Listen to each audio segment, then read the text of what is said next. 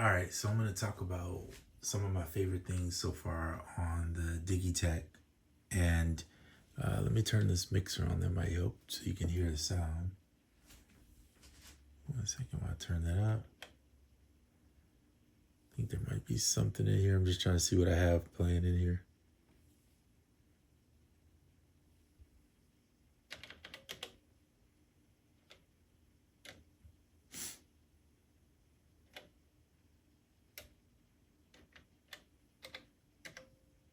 Oh, I have nothing. It's a blank. Okay, good.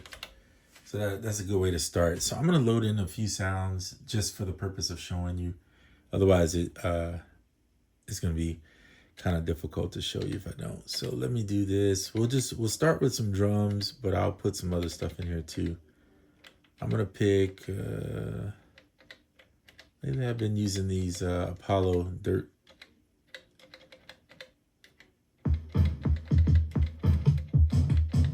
So this thing to me is a sound design monster, I would call it, for lack of better words. It's really easy to stack kicks and drums and things of that nature and come up with your own, definitely your own. I'm gonna use that one. And we'll load it to the project. Now you can build kits too. You don't have to do what I'm doing. I don't use drums as often as probably some people do for projects because my focus is more like ambient, cinematic, jazz, things of that nature. So I will use jazz drums, but this is just so you can see other stuff. So let me do this real quick. All right, I think I got, let's go out of here. This one should be another hat.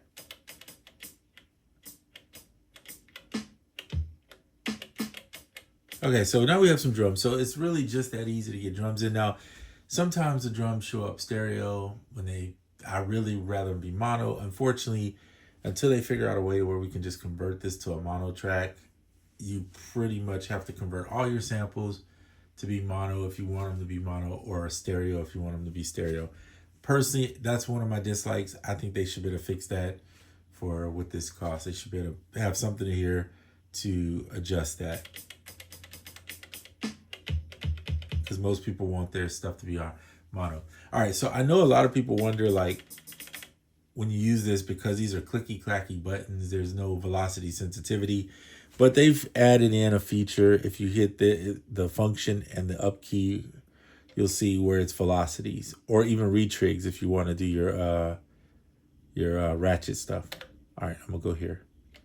So velocity, say yes. And you'll see down here now that you got the lowest to the highest. Barely hear that one. So now you have, right, where you can do that. Let me turn it up a little bit, still kind of low.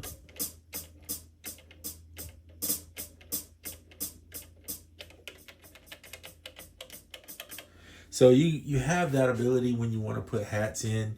Mind you, you have 8 bars basically that you can use on here. There's ways to expand stuff, but I'm just going to say for the basic scenario, you have 8 bars.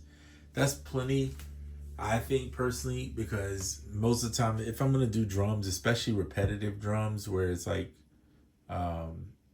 really simple drumming, I would call it, I usually don't use more than an 8 bar loop, like hardly ever. And when I'm doing drums on the computer, obviously I'm more free. So then I might do sometimes 16 or 32. But for getting the ideas down and getting started, this is actually really good. And I think it's fine. And then using this affords you the opportunity to play in. So a lot of people think you can't play in on this machine, but after you set the metronome and the count in or whatever you want to do, they also have tap tempo. So boom, tap tempo in, adjust your, this time if you don't want those what do they call it, milliseconds or whatever that is on the end of it. So let's say I wanted to go with 77. Click out of there, hold the record, and now I can play my hats in.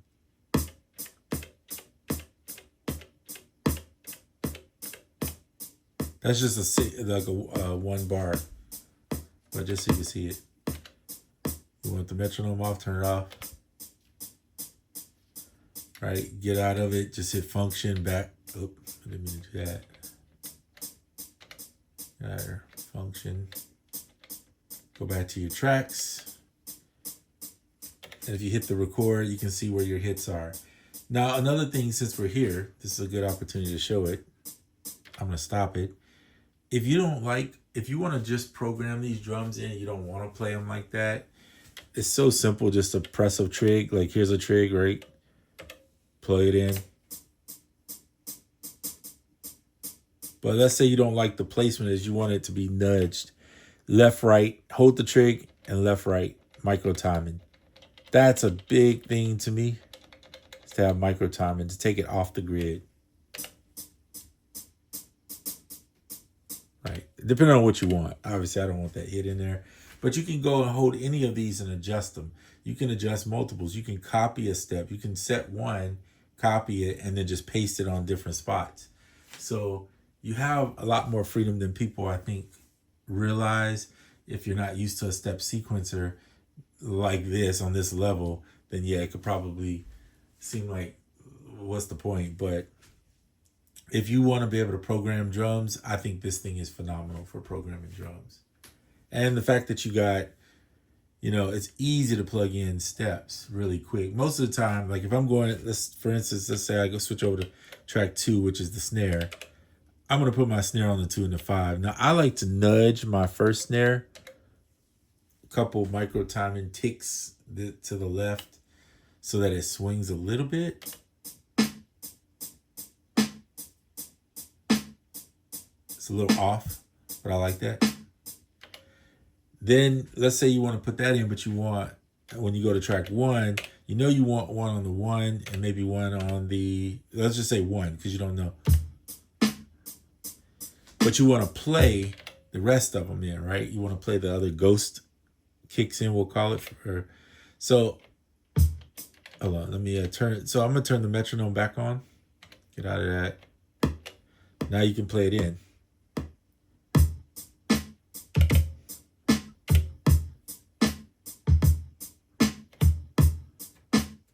Now we'll turn that metronome off.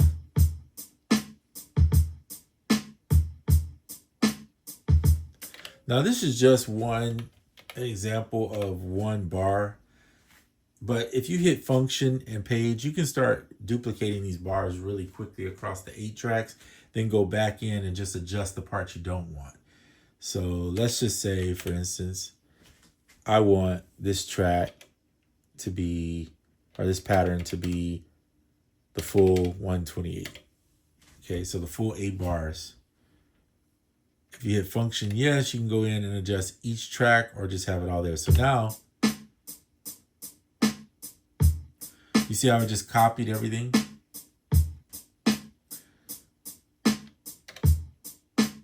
And it blinks when you're on the page you're on. So now if you want to go back and you want to play the other bars in, you could do that. So you could turn that off. For instance, let's hit function up. And let's go to velocities. Now we have different velocity as the kicks, right? So you could, let me turn the metronome back on. I'm just doing that just so I have a count in.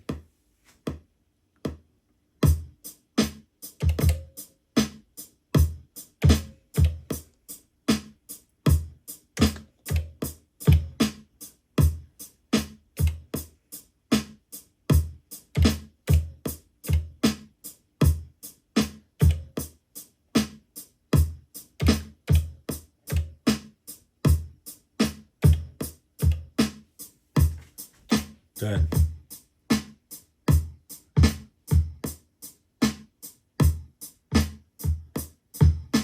And you cycle through your pages to see all your hits, where they land.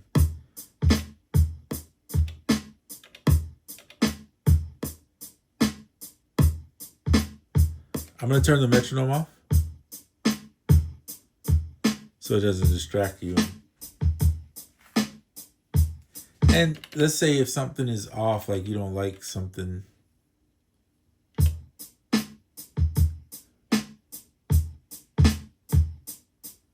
So I don't care for that first one. I'm going to cycle through the pages, go back. This kick here, I'm going to nudge it. The timing is late. Or I want it right there. All right, so. Don't like that. So again, you can just sit and nudge it till you get it to where you want, or you can just play it in.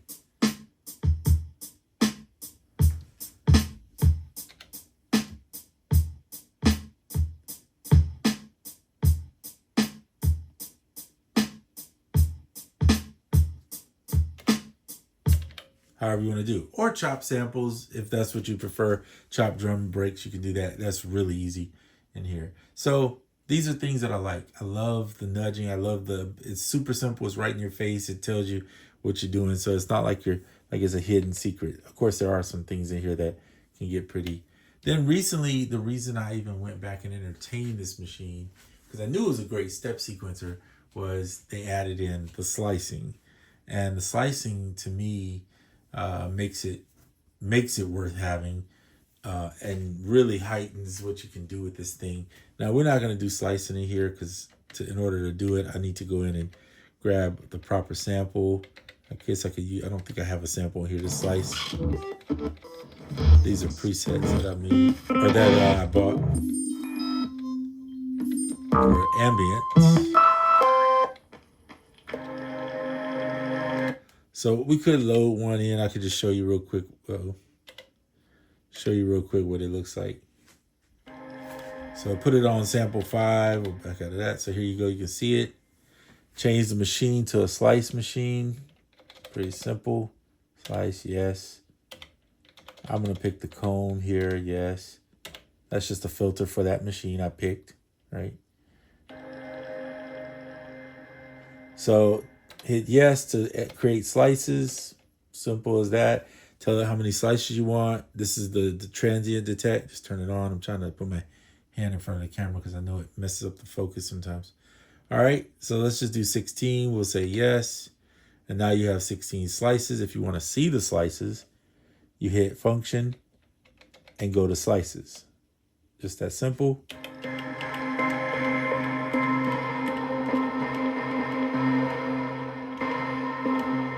And you can zoom in and look at a slice. You can also move the position of the playhead. So if you're zoomed in pretty far like that, being able to slide down, you can jump your slices this way. Or you could just touch the slice and now you're on it. And then adjust the endpoints. So you have the end here, if you want to move it around. You can detach the ends or you can leave them attached. So the end will be the next start point, which is what I usually do. But if you would prefer not to, you could always turn that off. And then you'll see there's a different slice point right there. Hopefully you can see that. Let me see if I can zoom in a little bit more. So you see, if you look here at this end that I'm moving here, you see the dotted thing that's sitting right there? That's the next slice point. But you can go past it, see, with this and overlap. But if you turn this on or together, where these two arrows meet together, then when you reach that point, you're moving the start of the next slice. So pretty simple and slick way to add in slicing for this. I'm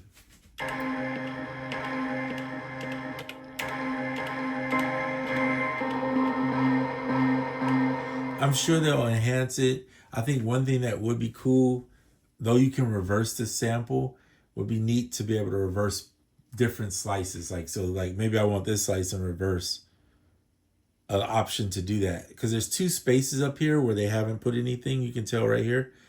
And that would be one thing I would say is like, oh, I want this slice to play in reverse, this other slice to not. That would be kind of cool. I don't know, just something I thought about. Yeah, so that's the slicing.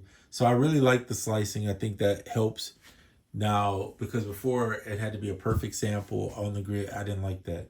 With the slicing, being there's so much more freedom with this machine, being able to do it that way. Okay, so let's get out of here. I'm not going to talk about the retrace because, to be honest with you, I don't really use that. I'm not like, I don't make trap music or anything like that, but it's there if you want that type of stuff. I used to use it on Koala a little bit just to get like if I'm just doing a simple steady hi-hat type thing, but hardly ever. Even now I use that. I use Koala, just don't use that particular feature. Okay, let's go back into what else I like about it. So we just did slicing, we did that. There are something in here, I didn't even think about this till later. If you hold function, let's get out of here. Pretty much no gets you out of everything. Yes, enters stuff, right? It's like an enter button. If you hold the function and turn this knob, you get these presets that you can, there's some that are built in. They're okay, but the ones you can buy out there, those are pretty nice.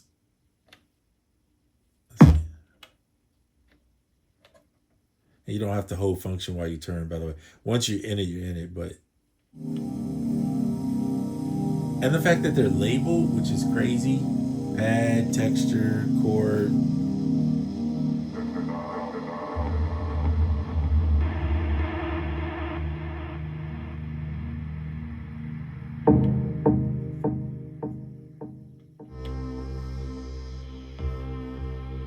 So you can build your own if you want.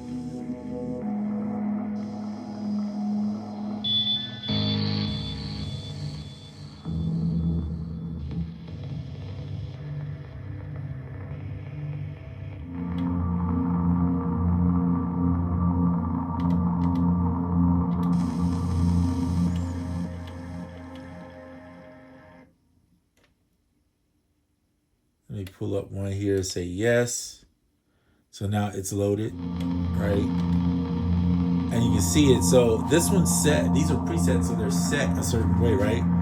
All the mods should be there as they are. All the filters and stuff is already set for you. You can adjust it, of course. But it's in a forward loop. So something that I learned yesterday, by the way, double stop kills that, so you don't have to hear. With the sequencing of this type stuff, because I was a little frustrated at first that I couldn't just play something like this in loop, or at least I thought I couldn't, and not have to do a sequencer for it. Well, you could, but then the sequencer part is nice to have. So what I found that works for this really well, this type of stuff, if you just want to play a loop, is just put a trigger on the first one of that particular, it doesn't matter if it's 8 or not, and then go into the actual trigs page, hold it down, and under the condition, you're going to put first. So this only triggers it once, right? When it first hits, and then it'll just play the loop from there out. So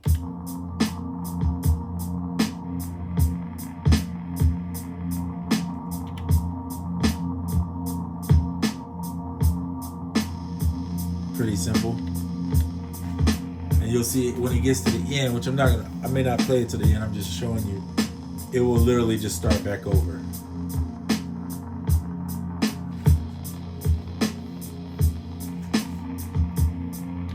Okay, so we'll stop it there.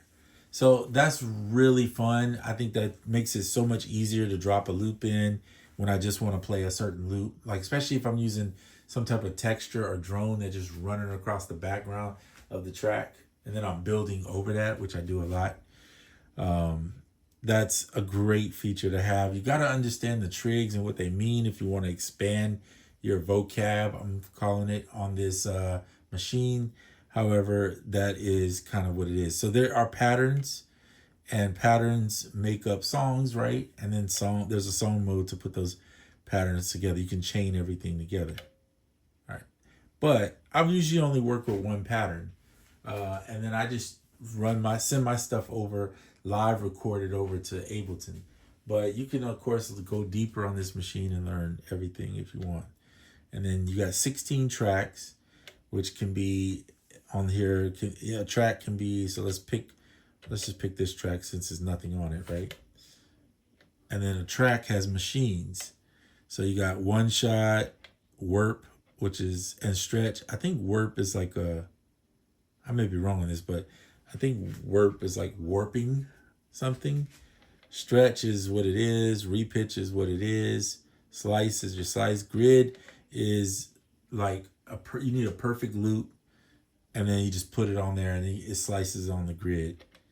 And then MIDI, you can have it as a MIDI and use it to MIDI out stuff too. So pretty cool. I primarily use one shot and slice now that it's on there. I haven't touched grid since I got it, to be honest, because I've tried it before and the only thing I ever liked was the one shot, and now that they have slice. So for me, that's all you need anyway. This is a sampler, drum machine / sequencer. So that's how I see it. And you can do whatever you want on it, but those are the ways I personally get down with it. All right, so let's get out of here and we'll go back to a different track.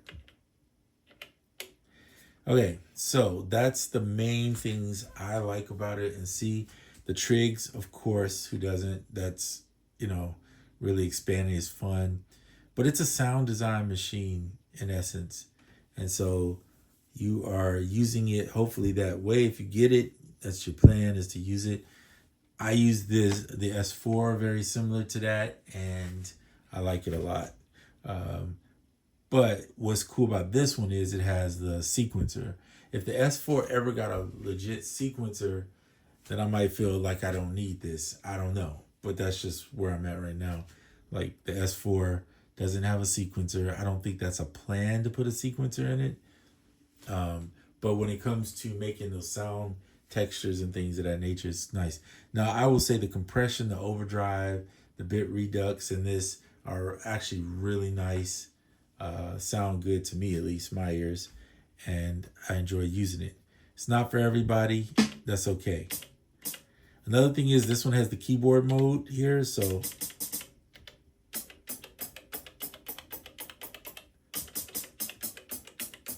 you get the pitches. So you could pitch, this is the normal. So you have the ability to pitch it up and down the keyboard, which means that you could use a one shot. Now it's monophonic as far as I know. There's no polyphony, so you do not have that as an option.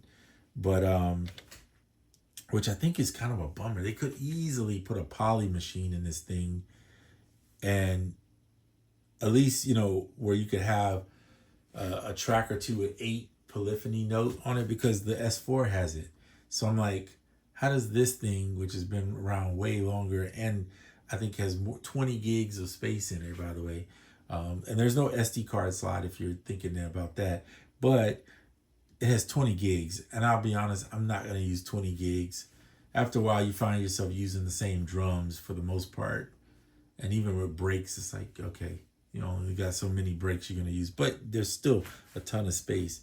But again, my issue is, why do they not have, first of all, granular effects should be in here. They should have, that is some of my gripes there. They should have a granular effect in there, and it definitely should have some type of polyphony by now. I think that should be like their next aim, in my opinion, is to have some type of polyphony. But yeah, so those are the things that it's missing for me, and the things that it has is pretty good. I think of it as a sampler drum machine that can do some extra stuff too, and a sequencer for sure. It's definitely got that down. All right, so that's in this video. It's a long one. I didn't mean to make it that long, but I just was talking about what I like about it, and so far that's what I like and enjoy.